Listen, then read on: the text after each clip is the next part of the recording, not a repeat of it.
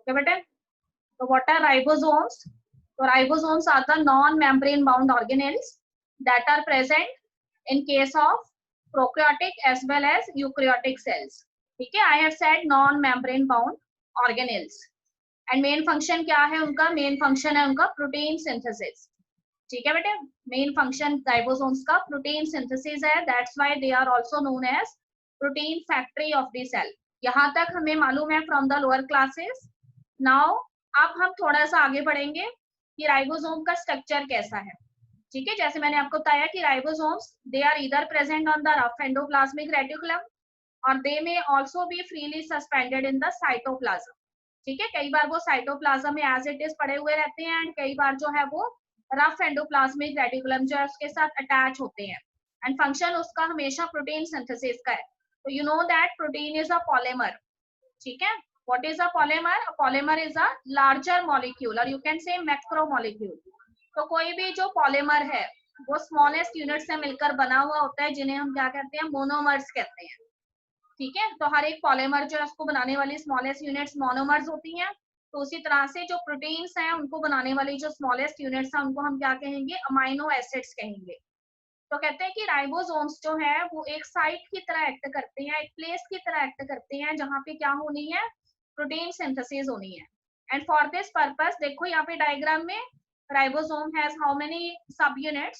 It has two subunits. There is a smaller subunit and there is a larger subunit and both are spherical in shape. All right.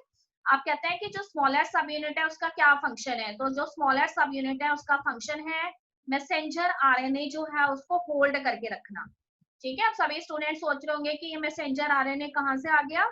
So this messenger RNA is obtained from the DNA during the process of transcription. You know the term transcription very well. What is transcription? It is the synthesis of messenger RNA from the DNA.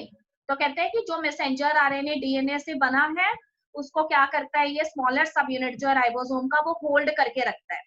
ठीक है, पकड़ के रखता है. And larger सब unit क्या करता है? लार्जर सब यूनिट जो है राइबोसोम का वो दो फंक्शन परफॉर्म करता है बेटे. ठीक है, तो फर्स्ट फंक्शन जो है उसका क्या है कि उसने क्या करना है? ट्रांसफर आरएनए सप्लाई करने हैं. तो it supply various types of transfer RNA. बहुत सारे ट्रांसफर आरएनए सप्लाई करता है. एंड दूसरा फंक्शन है कि जो भी प्रोटीन्स बनते हैं वो प्रोटीन्स जो हमको क्या करके रखता है? स्टोर करके रखता है. ओके बेटे, तो एक तो उसने क्या करने हैं? ट्रांसफर आरएनए सप्लाई करने हैं और एक उसने क्या करने हैं? प्रोटीन्स जो है उनको स्टोर करके रखने हैं. अब सोच रहे होंगे कि ट्रांसफर आरएनए यहाँ पे क्या करेंगे? तो आपको पता होना चाहिए कि ट्रांसफर आरएनए जो है वो अमाइनो एसिड्स जो है उनको लेकर आते हैं, उनको ज्वाइन करते हैं और उनके ज्वाइन होने से ही अमाइनो एसिड्स से ज्वाइन होने से ही क्या बनते हैं? प्रोटीन्स बनते हैं. तो देखो one by one transfer RNA larger सब यूनिट में से आएंगे और मैसेंजर आरएनए पे प्रेजेंट बेसिस जो है उनको रीड करेंगे 3-3 की फॉर्म में. ठीक है, जिसे हम कोडॉन कहते हैं. तो codon is a triplet of basis जिसमें 3 बेसिस होते हैं. तो 3 बेसिस को इन्होंने रीड करना है और रीड करने के बाद ट्रांसफर आरएनए जो है उसने क्या करना है? उसके कॉरेस्पॉन्डिंग अमाइनो एसिड जो है अपने अदर एंड पे अटैच कर लेनी है. इस तरह से खूब सारी अमाइनो एसिड्स अटैच हो जाएंगी and when this amino acids they gets attached then a bond is develop between both the amino acids. दो अमाइनो एसिड्स के बीच में एक बॉन्ड डेवलप हो जाता है. आपको पता है प्रोटीन्स में कौन सा बॉन्ड होता है? पेप्टाइड बॉन्ड होता है. तो यहाँ पे अमाइनो एसिड्स में पेप्टाइड बॉन्ड बनते जाएंगे एंड लॉन्ग चेन जो है अमाइनो एसिड्स की फॉर्म हो जाएगी और इस तरह से प्रोटीन तैयार हो जाएगा. और ये प्रोटीन जो है वो राइबोसोम्स में ही स्टोर होगा. इसीलिए राइबोसोम्स जो है वो प्रोटीन फैक्ट्रीज है. ऑलराइट बेटे, अब हम आगे बढ़ रहे हैं. देखो नेक्स्ट पे, नेक्स्ट हमारा ये था इंक्लूजन बॉडीज. ठीक है, तो इंक्लूजन बॉडीज के बारे में हम ये ध्यान रखेंगे कि inclusion bodies are the specific type of spherical bodies. ये स्फेरिकल बॉडीज होती हैं जो हमें जनरली कहाँ पे नजर आती हैं? In the prokaryotic cell. Prokaryotic cells के साइटोप्लाज्म में दे जनरली फ्लोट. और कहते हैं कि इनका फंक्शन क्या है? तो these inclusion bodies they store variety of molecules. अलग अलग तरह के मॉलिक्यूल स्टोर करती है. sometimes they store the phosphate ions. अगर ये phosphate ions स्टोर करती हैं तो हम इन्हें phosphate granules कहते हैं. कई बार ये पिगमेंट स्टोर करती हैं, ब्लू ग्रीन पिगमेंट स्टोर करती हैं. इन case of cyanobacterium then they are known as the cyanophycean granules. ठीक है बेटे, कई बार ये ग्लाइकोजन स्टोर करती हैं. तो फिर हम इन्हें ग्लाइकोजन ग्रैन्यूल्स कहते हैं। कई बार इनमें गैस मॉलिक्यूल्स होते हैं तो हमने गैस वैक्यूल्स कहते हैं। और कई बार क्लोरोफिल पिगमेंट भी होता है। अगर हमारे बैक्टीरिया जो है वो कैसे हैं, ऑटोट्रॉफिक हैं, तो उन्होंने फोटोसिंथेसिस भी करना है, तो उसमें क्या है, पिगमेंट भी स्टोर होगा। ठीक है, तो इंक्लूजन बॉडीज जो है उनका सिर्फ और सिर्फ फंक्शन है अलग अलग तरह के मॉलिक्यूल्स जो है उनको स्टोर करने का। बस इतना याद रखेंगे कि ये हमेशा प्रोकैरियोटिक सेल के साइटोप्लाज्म के अंदर जो है प्रेजेंट होंगी। ऑलराइट बेटा, सेल मेम्ब्रेन में कोई दिक्कत तो नहीं है? ये हमने स्टार्ट नहीं किया था, आई थिंक सो ना, we have not started the cell membrane. Okay ma'am book में लिखा राइबोसोम्स वाले पैराग्राफ में लिखा है दे हाँ आर जी अबाउट, उसमें जो साइज मेंशन किया है दे हाँ R G made up of 2 सब यूनिट्स 50s हाँ एंड 30s।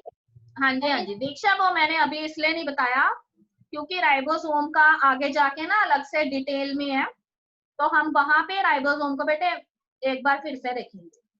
ठीक है, तो उसके साइज का क्या चक्कर है, वो थोड़ा सा लंबा है, इसको मैं बाद में बताऊंगी इसलिए डिटेल में, इसलिए मैंने यहाँ मेंशन नहीं किया।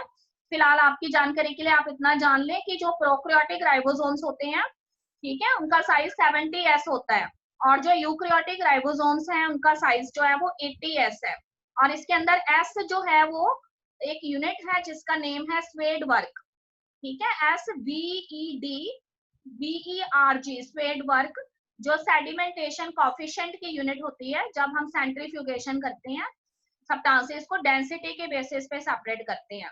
Alright, okay beta, I am starting with the next topic, and the next topic is cell membrane. ठीक है, the another name for the cell membrane is plasma membrane. So all of you know very well that in the plant cell, next to the cell wall, what is present, plasma membrane is there. And also in the animal cell, the outermost boundary itself consists of the plasma membrane. ठीक है, so I have already told you that this plasma membrane is very specific because it is semi permeable in nature. ठीक है, कैसी है ये, semi परमीवेबल है, मतलब selectively परमीवेबल है। कुछ आयंस जो है उसको इजीली एंटर होने देती है और कुछ आयंस जो है उनको एंटर नहीं होने देती है। ओके बेटे, तो कहते हैं कि कौन से आयंस जो है उनको एंटर होने देगी, तो ऐसे आयंस जो है उनको एंटर होने देगी जो कैसा नेचर रखते होंगे, हाइड्रोफोबिक नेचर रखते होंगे। और ऐसे आयंस जो है उनको एंटर नहीं होने देगी जो कैसा नेचर रखते होंगे, हाइड्रोफिलिक नेचर रखते होंगे, यानी उनके अंदर कैसी प्रॉपर्टीज होंगी, वाटर लाइक प्रॉपर्टीज होंगी। ऑलराइट बेटे, तो इस तरह से वो कहते हैं कि उसका जो फंक्शन है प्लाज्मा मेम्ब्रेन का, वो सर्टेन आयंस जो कि सेल के लिए जरूरी है उसको एंटर करवाने का है। पर सभी आयंस को एंटर नहीं होने देगी, सिर्फ उन आयंस को एंटर होने देगी जो हाइड्रोफोबिक होंगे, यानी they are water hating in nature.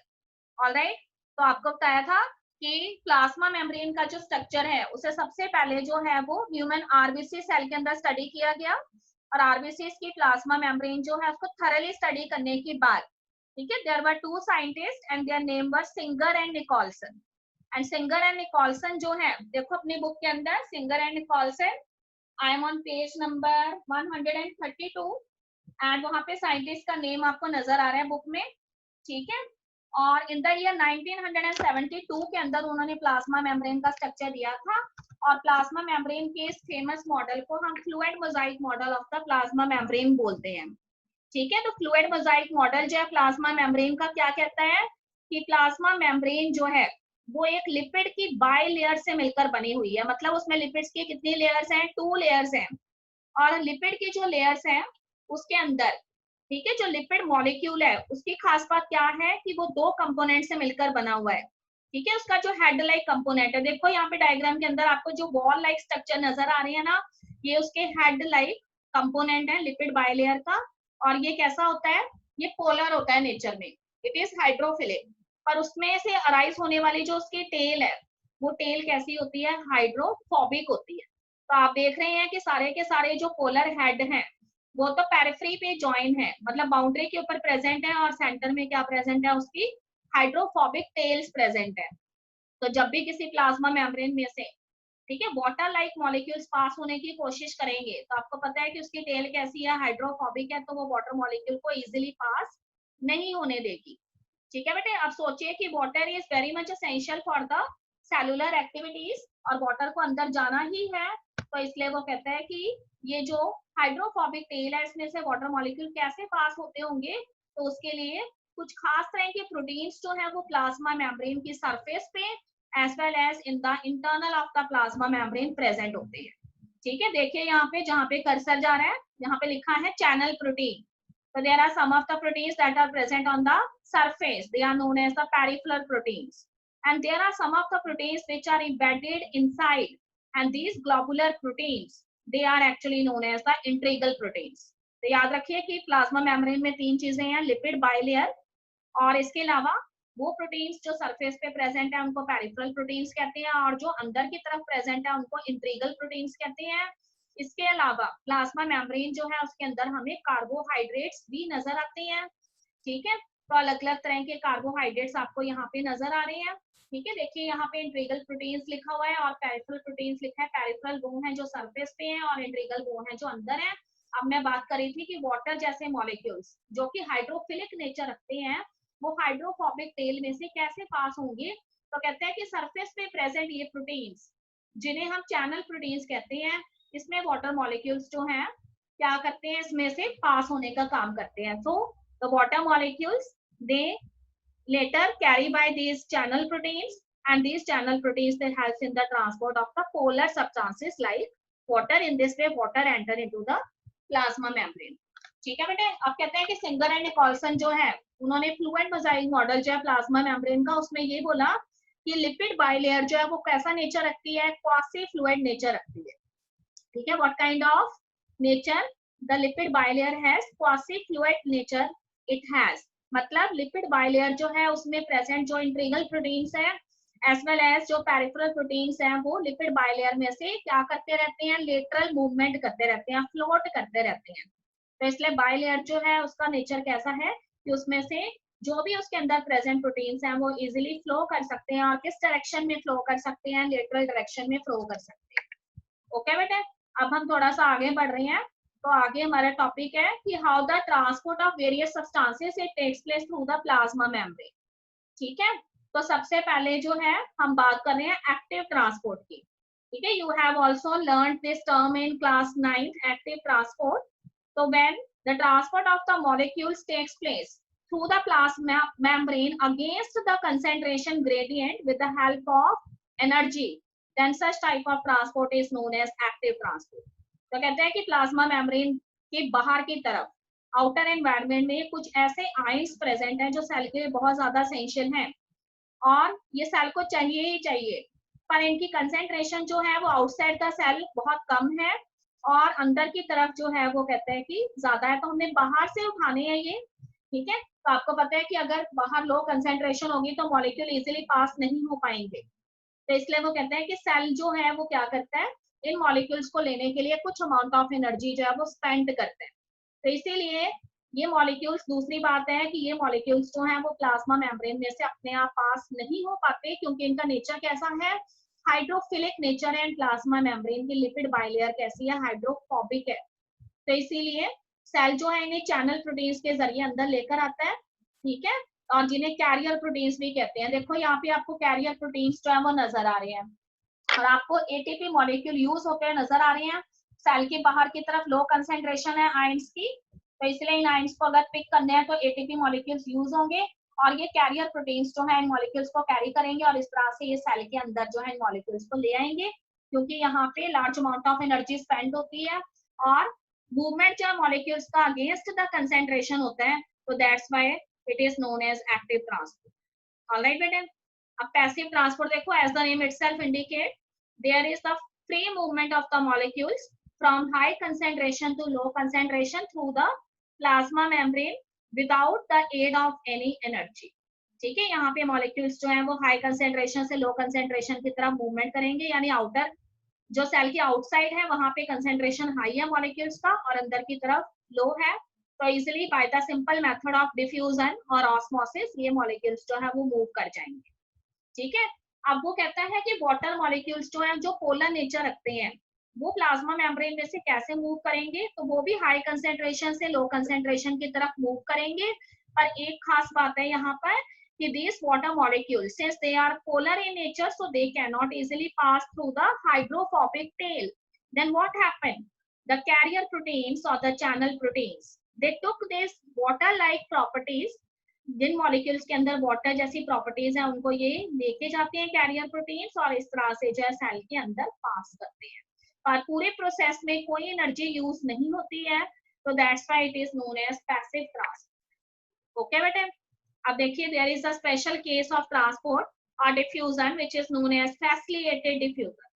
देखो as the name itself indicate, facilitated diffusion means a kind of a process that allows selective movement in and out of the cell membrane।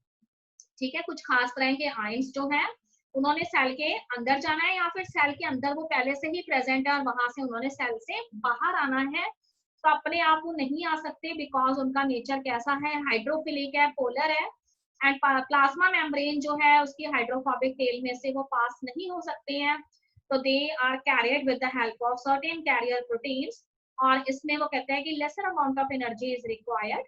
ठीक है, तो ये carrier proteins इनको cell से बाहर ले जाने का या फिर सेल के अंदर ले जाने का काम करती हैं, क्योंकि ये डिफ्यूजन का प्रोसेस है। ठीक है, पर ये डिफ्यूजन जो है वो किसी की हेल्प से होती है, that's why it is known as facilitated diffusion. This is clear बेटा? So all the three type of transport is clear to the students. Please speak up. Still, if the student has any doubt, that student can ask the question. अगर किसी भी बच्चे को यहाँ तक कोई doubt है तो वो क्वेश्चन पूछ सकते हैं, otherwise I will proceed. Is there any doubt? Yes बेटा, is there any doubt? Everything is clear? Speak up. Yes, ma'am. Yes, ma'am. Okay, okay. I am on page number 132 and the topic is cell wall. ठीक है बेटा, very much clear to you. From so many classes you have studied about cell wall, that cell wall is present in plant cell and it is absent in animal cell. ठीक है, cell wall plant cell में होती है पर animal cell में नहीं होती है। प्लांट सेल में क्यों होती है? तो सीधा सा एक जवाब है हमारे पास कि प्लांट सेल में सेल वॉल इसलिए प्रेजेंट है क्योंकि प्लांट्स जो हैं वो अपने हैबिटेट में से मूव नहीं कर सकते। ठीक है, दे आर स्टेशनरी, वो एक ही जगह पे रहते हैं और इसलिए उनके हैबिटेट में if there are so many type of stresses, अगर स्ट्रेसफुल कंडीशंस है तो उन स्ट्रेसफुल कंडीशंस को उनको फेस करना ही होगा। तो इसीलिए प्लांट सेल जो है उनकी आउटरमोस्ट बाउंड्री जो है एक rigid and tough ball like structure होता है जिसको हम सेल बॉल कहते हैं। ठीक है बेटे, अब वो कहते हैं कि सेल बॉल जो है उसके नेक्स्ट हमें मालूम है प्लाज्मा मेम्ब्रेन प्रेजेंट है। प्लाज्मा मेम्ब्रेन कैसी है? सेलेक्टिवली परमीएबल है। ठीक है बेटे, अब सेल वॉल के फंक्शंस की अगर हम बात करें तो पहला फंक्शन जो है सेल वॉल का है कि it provide a characteristic shape to the cell. ठीक है, because of the presence of cell wall cell जो है उसको एक कैरेक्टरिस्टिक शेप मिलती है। सेकंड फंक्शन है कि सेल वॉल जो है उसको प्रोटेक्शन प्रोवाइड करती है, प्रोटेक्शन प्रोवाइड करती है from any kind of mechanical and chemical stress that the particular plant face in his environment और इन हिज हैबिटेट। फिर वो कहते हैं कि प्लाज्मा मेम्ब्रेन जो है सेल वॉल के बाद में प्रेजेंट है, पर प्लाज्मा मेम्ब्रेन और सेल वॉल के बीच में भी तो कुछ है, and what is that? It is known as middle lamella. It is a kind of a layer which is known as middle lamella and it behave as an adhesive। और cell wall और middle lamella के बीच में there are small pore like structure, छोटे छोटे से pore होते हैं, and these smaller pores are known as plasmodesmatas। They are known as plasmodesmatas। तो कहते हैं कि सेल वॉल और मिडल लैमिला जो है वो एडजेसेंट सेल्स के साइटोप्लाज्म को एक दूसरे में आने जाने देती है, पास होने देती है। ठीक है, तो इसकी वजह से दो नेबरिंग सेल्स के साइटोप्लाज्म में कॉन्टिन्यूटी बनी रहती है। तो ये एक इंपॉर्टेंट फंक्शन है कि साइटोप्लाज्म जो है वो ऐसा नहीं है कि एक सेल का उसी में रहता है एंड दूसरे का उसी में रहता है, दोनों आपस में कॉन्टिन्यूटी बनाए रखते हैं with the help of special type of plasmodesmatal connections और यू कैन से प्लाज्मोडेस्मेटास। ठीक है बेटे, फिर कहते हैं कि कुछ अनडिजायरेबल मैक्रोमोलेक्यूल्स जो हैं जो कि सेल को रिक्वायर्ड नहीं है पर जबरदस्ती सेल में एंटर होने की कोशिश कर सकते हैं, उसको सेल वॉल जो है वो अलाउ नहीं करता। So it prevent the entry of some undesirable macromolecules. Okay बेटे, अब कॉम्पोजिशन की बात करें तो कॉम्पोजिशन जो है उसमें कई तरह की केमिकल से मिलकर बनी हो सकती है, सेलुलोज से बनी हो सकती है। ठीक है, हेमी सेलुलोज से बनी होती है। अगर हम फंगस की सेल वॉल की बात करते हैं तो हम कहते हैं कि it is made up of a complex carbohydrate known as chitin. अगर हम प्लांट सेल वॉल की बात करते हैं तो वो सेलुलोज से बनी है या फिर हेमी सेलुलोज से बनी है, कई बार पैक्टिन से भी बनी होती है, ठीक है, कई बार मैनोस जो है उससे बनी होती है। तो there are variety of molecules. Okay बेटे, अब कहते हैं कि when a particular cell is in its younger phase, जब कोई भी सेल अपने यंगर फेज में होता है, and first time a cell wall originate in that cell, और उस सेल में पहली बार जो सेल वॉल बनती है, that is known as the primary cell wall. What is it known as? Primary cell wall, the cell wall which develops for first time in the younger cell, and later on this primary cell wall is short lived. As it is short lived, तो कुछ time बाद जो है ये primary cell wall जो है वो diminished हो जाती है, एंड उसकी जगह पे कौन सी सेल वॉल आ जाती है? एक न्यू सेल वॉल आ जाती है, जिसका जो है ओरिजिन प्राइमरी सेल वॉल से एग्जैक्टली पीछे होता है and towards the plasma membrane होता है, and this new cell wall is known as the secondary cell wall. और ये माना जाता है कि throughout the life span of a plant ये सेकेंडरी सेल वॉल जो है वो सेल्स में बनी रहती है, ठीक है बेटे। तो इस तरह से आपको एक चीज और बताई थी कि प्लाज्मा मेम्ब्रेन और सेल वॉल के बीच में क्या प्रेजेंट है? एक लेयर प्रेजेंट है which behave as an adhesive and it joins the neighboring cells with each other. It has plasmodesmatal connections for the continuity of the cytoplasm, and the name of this layer is the middle lamella. अब one mark question आपसे पूछे जा सकते हैं कि भाई middle lamella जो है वो किससे बनी हुई है? तो this middle lamella is made up of a special compound of calcium which is known as calcium pactate. It is known as calcium pactate. So which substance constitutes the middle lamella? It is calcium pactate. Okay बेटे, तो this is all about the cell wall. See the diagram here, ठीक है, cell wall आपको नजर आ रही है, देखो primary cell wall, उसके बाद आपको मिडल लैमिला नजर आ रही है, और मिडल लैमिला के बाद आपको जो है फिर जब प्राइमरी सेल वॉल जो है वो यहाँ से खत्म हो जाएगी तो उसके बाद उसकी जगह कौन ले लेगी? सेकेंडरी सेल वॉल ले लेगी, और सेकेंडरी सेल वॉल जो है वो प्लाज्मा मेम्ब्रेन के बिल्कुल करीब होती है, ठीक है बेटे। फिर अगर प्लाज्मा मेम्ब्रेन से अंदर देखेंगे प्लांट सेल में तो आपको हमेशा की तरह क्या नजर आएगा? प्रोटोप्लाज्म नजर आएगा। पहले भी मैंने आपको बताया था कि protoplasm is the sum of cytoplasm and nucleoplasm, alright. इसके अलावा पर्टिकुलर सेल्स जो इनके अंदर इंटरसेलुलर स्पेसेस भी आपको नजर आ सकते हैं। फिर मैंने आपको बताया कि सेल वॉल और जो मिडल लैमिला है उसके बीच में कुछ छोटे छोटे से पोर्स होते हैं, जिससे एक सेल का साइटोप्लाज्म दूसरे में आता जाता रहता है, कॉन्टिन्यूटी बनी रहती है। These pores are known as the plasmodesmatal connections. Okay बेटे, तो this is all about the structure of the cell wall. तो यहाँ पे देखिए आपको इसमें सेल वॉल जो है उसका माइक्रोस्कोपिक व्यू दिखाया हुआ है, यहाँ पे उसका लार्ज व्यू दिखाया हुआ है, ठीक है। उसके बाद हम आगे हमारे नेक्स्ट टॉपिक पे, according to book our next topic is endo membrane system. देखो नेम से पता लग रहा है एंडो मेम्ब्रेन सिस्टम या endo membrane organelles are such organelles whose membranes are in continuity with each other, ठीक है। तो किसी भी सेल को अगर हम देखेंगे तो what is present in the centre of the cell? In the centre of the cell nucleus is present, alright. तो nucleus has its own membrane in case of a eukaryotic cell, and this membrane is known as the nuclear membrane. अब वो कहते हैं कि nuclear membrane जो है, nucleus की जो आउटरमोस्ट मेम्ब्रेन है, उसी के साथ कई दूसरे सेल ऑर्गेनेल्स जो हैं उनकी मेम्ब्रेन्स भी कॉन्टिन्यूटी में ओरिजिनेट होती हैं। जैसे न्यूक्लियस है तो न्यूक्लियस के एग्जैक्टली साथ में किसकी मेम्ब्रेन जुड़ी हुई है? Endoplasmic reticulum.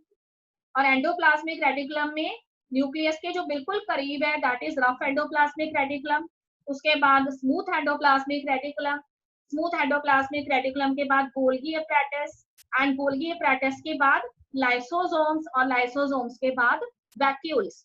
सभी की मेम्ब्रेन्स आपस में अटैच हैं। तो ऐसे सेल ऑर्गेनेल्स जिनकी मेम्ब्रेन्स जो एक दूसरे के साथ कॉन्टिन्यूटी में होती है for coordinated functions, such type of system is known as endomembrane system. तो एंडोमेम्ब्रेन ऑर्गेनेल्स हमारे पास कितनी है? 4 है। कौन कौन सी? Number 1 endoplasmic reticulum, number 2 Golgi apparatus, number 3 lysosomes, and number 4 vacuoles. Okay बेटे, देखो यहाँ पे आपको न्यूक्लियस दिखाया गया है, ठीक है। तो this is the nucleus. Nucleus के बीच में आपको बताया था स्फेरिकल बॉडीज फ्लोट करती रहती हैं, which are known as nucleolus. फिर न्यूक्लियर मेम्ब्रेन्स के बीच में छोटे छोटे से पोर होते हैं, which are known as nuclear pore. अब देखिए न्यूक्लियर मेम्ब्रेन जो आउटरमोस्ट मेम्ब्रेन है न्यूक्लियस की, न्यूक्लियस में 2 मेम्ब्रेन्स होती हैं, outermost membrane is in continuity with the membrane of the rough endoplasmic reticulum.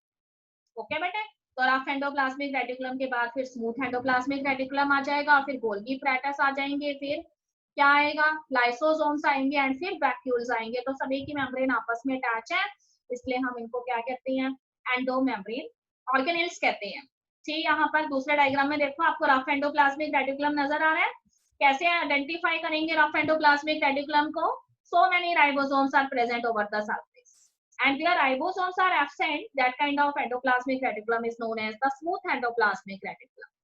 Okay बेटे, और दोनों में एक बड़ा डिफरेंस है कि रफ एंडोप्लाज्मिक रेटिकुलम प्रोटीन की सिंथेसिस करता है, जबकि स्मूथ एंडोप्लाज्मिक रेटिकुलम क्या सिंथेसाइज करता है?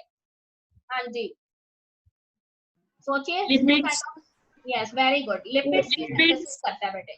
ठीक है, लिपिड्स वर्ड हम फैट्स के लिए यूज करते हैं। ठीक है, तो अभी पहले हम एंडोप्लाज्मिक रेटिकुलम ही लेंगे। ठीक है, तो एंडोप्लाज्मिक रेटिकुलम जो है वो फर्स्ट एंडो मेम्ब्रेन सिस्टम के अंदर आ जाता है, फर्स्ट ऑर्गेनेल है जो न्यूक्लियस के एकदम बाद में प्रेजेंट है।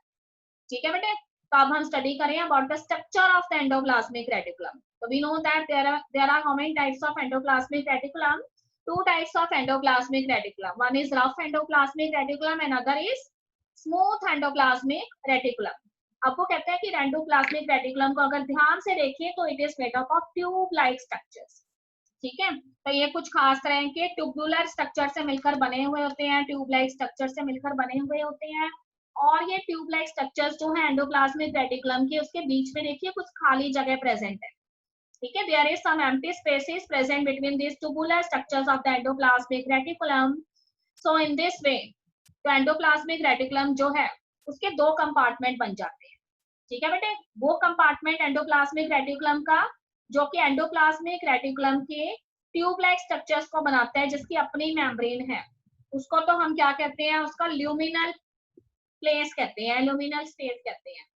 ठीक है, तो जितनी भी ये ट्यूबलाइक स्ट्रक्चर्स आपको नजर आ रही है ना, इसके अंदर जो चीज है वो तो उसका ल्यूमिनल स्पेस है। अब देखो हर एक ट्यूबलाइक जो स्ट्रक्चर है उसके बीच में साइटोप्लाज्म भी तो प्रेजेंट है ना, तो ये जो साइटोप्लाज्म वाला पार्ट है उसको उसने एक्स्ट्रा ल्यूमिनल फेस बोला है। ठीक है, या एक्स्ट्रा ल्यूमिनल कंपार्टमेंट बोला है। तो सारे ट्यूबलाइक स्ट्रक्चर्स जो है वो ल्यूमिनल है, और जो उसके बाहर वाली है, ठीक है, आपस में जो उनके बीच की खाली जगह है उसको क्या बोला है यहाँ पर, एक्स्ट्रा ल्यूमिनल या साइटोप्लाज्मिक फेस बोला है, कंपार्टमेंट बोला है। फिर मैंने आपको बता दिया ऑलरेडी कि रफ एंडोप्लाज्मिक रेटिकुलम पे राइबोसोम्स होंगे, स्मूथ पे राइबोसोम्स नहीं होंगे। और उसके बाद वो कहते हैं कि एंडोप्लाज्मिक रेटिकुलम अगर रफ वाले हैं तो राइबोसोम्स जो हैं वो प्रोटीन सिंथेसिस करेंगे उनमें, और अगर स्मूथ वाले हैं तो किसकी सिंथेसिस करेंगे, लिपिड्स की सिंथेसिस करेंगे। ठीक है, सिक्रीशन भी करते हैं। और उसके बाद देखिए एक चीज और है, beside the lipid synthesis in the smooth endoplasmic reticulum. ठीक है, स्मूथ एंडोप्लाज्मिक रेटिकुलम में लिपिड सिंथेसिस के अलावा स्टेरॉइडल हार्मोन्स की सिंथेसिस भी होती है। Okay, give me one example of a steroidal hormone that is produced in the human body. We have studied in last year in class 10। हम कुछ hormones को स्टेरॉइडल हार्मोन्स कहते होते थे, बताइए कौन से हैं वो? जब हमने male and female reproductive system पढ़ा था ना, आपको हार्मोन्स के बारे में बताया गया था। तो हमने आपको उन हार्मोन्स के साथ में बताया था, जैसे मैंने बोला था कि इंसुलिन जो है वो प्रोटीनेशियस हार्मोन होता है। तो कौन से ऐसे हार्मोन हैं जो कि फैट्स में रिच होते हैं, स्टेरॉइडल हार्मोन्स होते हैं, बताइए, एनी आइडिया? हाँ जी, देखो वही हार्मोन जो है वो स्टेरॉइडल होंगे जिनको ज्यादा अमाउंट में एनर्जी चाहिए। इसका मतलब वो हार्मोन कौन से होंगे, सेक्स रिलेटेड हार्मोन्स होंगे।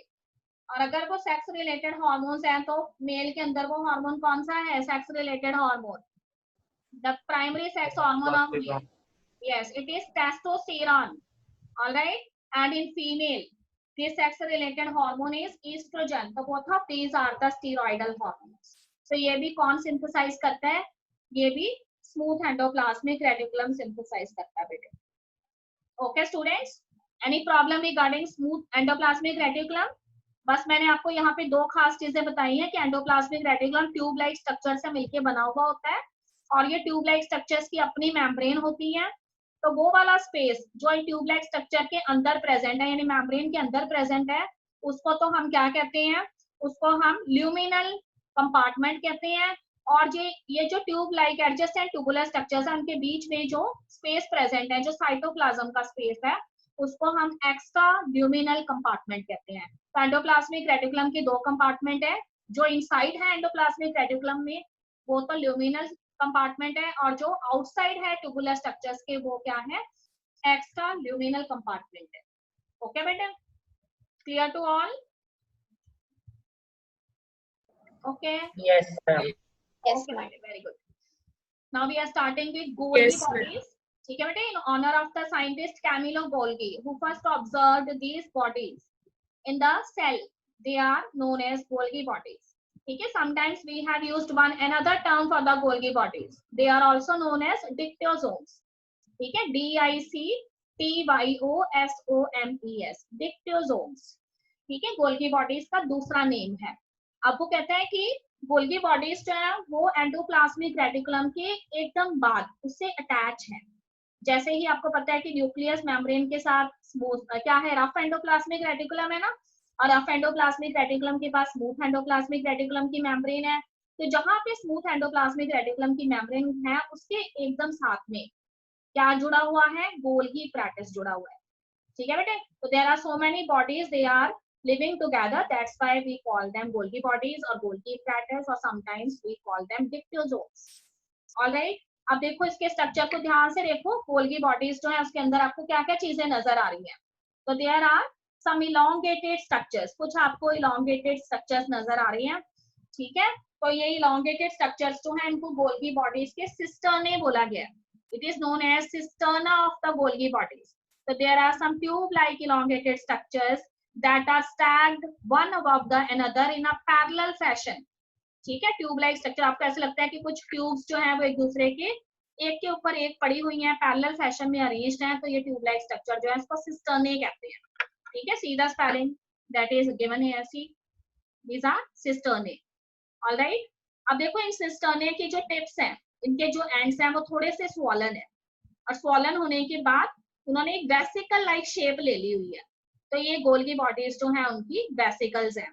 अब कुछ वेसिकल्स जो हैं वो तो इन सिस्टर्ने के टिप्स के ऊपर प्रेजेंट है, यानी सिस्टर्ने के साथ अटैच्ड है, पर कुछ वेसिकल्स को देखो वो इसमें से डिटैच होके अलग हो गई हैं स्फेरिकल बॉडीज की फॉर्म में।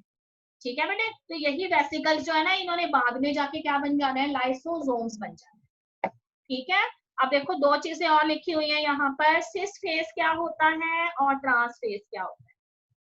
तो कहते हैं कि कई बार गोल्गी बॉडीज की अगर सिस्टर्ने को हम ध्यान से देखें तो सिस्टर्ने की दोनों मेम्ब्रेन्स जो होती हैं, ठीक है, वो बाहर की तरफ बल्ज्ड फॉर्म में होती है, जैसे एक कॉन्वेक्स लेंस होता है ना, इस तरह का उनका स्ट्रक्चर दिखने में नजर आता है, यानी बाहर की तरफ एक्सटेंडेड होती है कन्वेक्स लेंस की तरह। तो अगर उनका इस तरह का फेस है तो हम उसको क्या कहते हैं, सिस फेस कहते हैं। ठीक है, it is known as cis face, see cis face, या फिर इसको हम कहते हैं forming face of the Golgi cisternae. पर कई बार कहते हैं कि ये जो सिस्टर्ने है इनका फेस कैसा होता है, कॉन्केव लेंस की तरह होता है, यानी अंदर की तरफ बेंड हो रखा होता है दोनों ट्यूब लाइक मेम्ब्रेन्स, तब हम उसको क्या कहते हैं, ट्रांस फेस कहते हैं। ठीक है, तो अपने माइंड में लेके आइए, कॉन्वेक्स लेंस हमें कैसा नजर आता था और कॉन्केव लेंस हमें कैसा नजर आता था। तो गोल्गी बॉडीज के ये सिस्टर्ने जो इसके ट्यूब लाइक स्ट्रक्चर है, अगर ये कॉन्वेक्स लेंस जैसा फेस रखते हैं तो वो सिस फेस है और फॉर्मिंग फेस है, और अगर ये कॉन्केव लेंस जैसा फेस रखते हैं तो वो ट्रांस फेस है या फिर मैच्योरिंग फेस है। ओके बेटे, अब वो कहते हैं कि अगर ये एंडोप्लाज्मिक रेटिकुलम के साथ अटैच है और इनका फंक्शन पैकेजिंग का है, इन्होंने कुछ स्टोर करना है, तो सोचो एंडोप्लाज्मिक रेटिकुलम में से इनके पास क्या आएगा स्टोर होने के लिए। ठीक है, सभी बच्चों को मालूम है कि रफ एंडोप्लाज्मिक रेटिकुलम जो है उसने क्या बनाना है भाई, रफ एंडोप्लाज्मिक रेटिकुलम जो है उसने प्रोटीन्स बनाने हैं, एंड स्मूथ एंडोप्लाज्मिक रेटिकुलम जो है उसने लिपिड्स भी बनाने हैं और स्टेरॉइडल हार्मोन्स भी प्रोड्यूस करने हैं।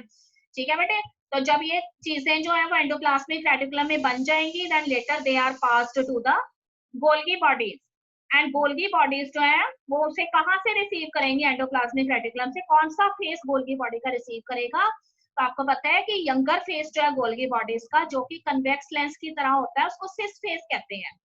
तो ये सिस फेस जो है उस मटेरियल को रिसीव करता है and later on cis face उसको किसकी तरफ पास कर देता है, ट्रांस फेस की तरफ पास कर देता है, जो उसका मैच्योरिंग फेस होता है।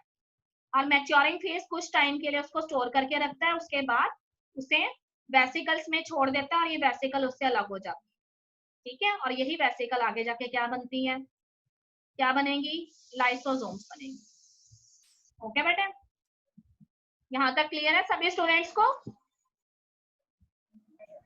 Yes, ma'am. Yes, Yes, ma'am. ma'am. Today you have to study up to Golgi bodies. All right. And if you have any doubt, you can send me your questions. I will give the answers. Okay. Tomorrow we will start after Golgi Okay, bodies. ma'am. All right. Okay बेटे, और कोई problem तो नहीं है? सब ठीक है? Yes, ma'am. Okay, अगर साथ साथ पढ़ते रहेंगे तो कोई दिक्कत नहीं आएगी, ठीक है। अगर नहीं पढ़ेंगे तो फिर दिक्कत ही दिक्कत रहेगी आपको।